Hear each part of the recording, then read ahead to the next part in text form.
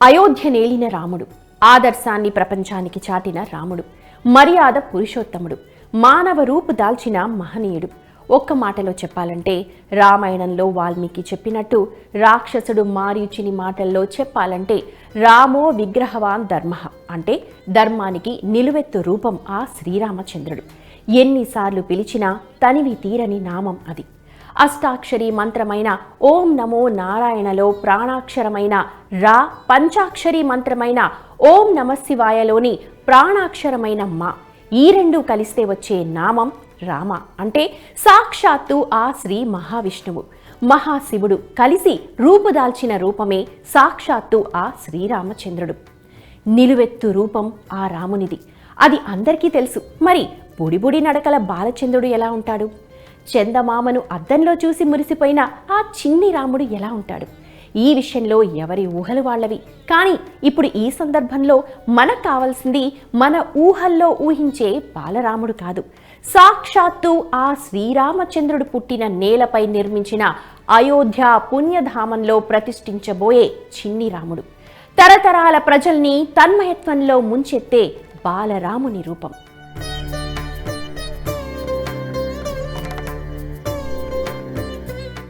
ఇప్పటికే విన్నాం మనం, మహాశిల్పులు తమ ప్రాణం పెట్టి తీర్చిదిద్దిన 3 బాలరాముల విగ్రహాలు సిద్ధమయ్యాయని.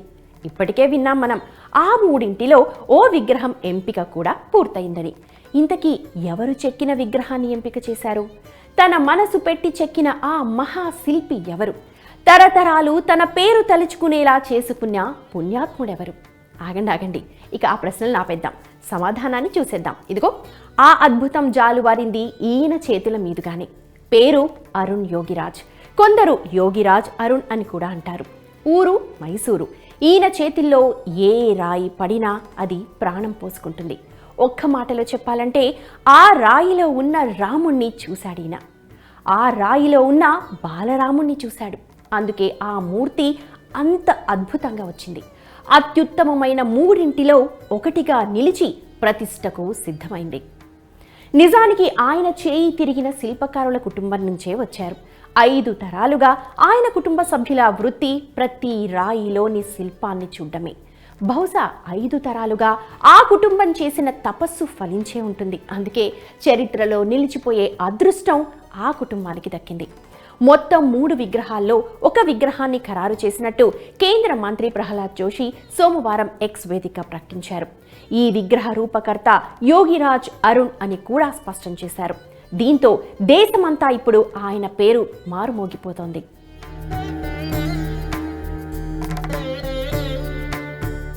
ఆ వార్త వినగానే ఒక్కసారిగా ఆనంద డోలికల్లో తేలిపోయానని అరుణ్ టీవీ9తో చెప్పారు.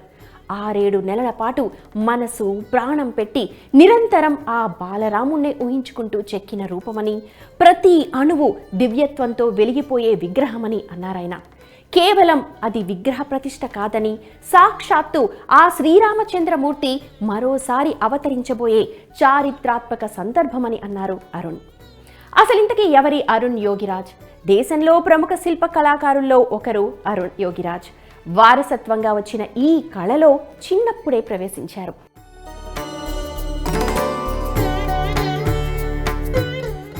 ఈ విషయంలో తనకు సంపూర్ణ ప్రేరణ తన తండ్రినంటారు అరుణ్.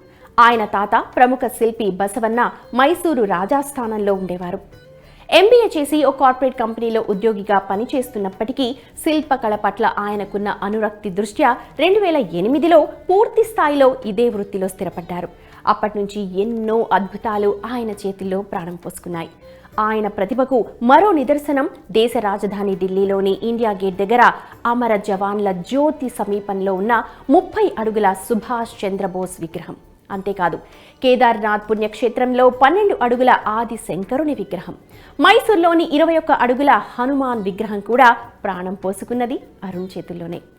అది అరుణ్ సంగతి. మరి ఇంతకీ ఎంపిక చేసిన ఆ బాలరాముని చూసేదెప్పుడు?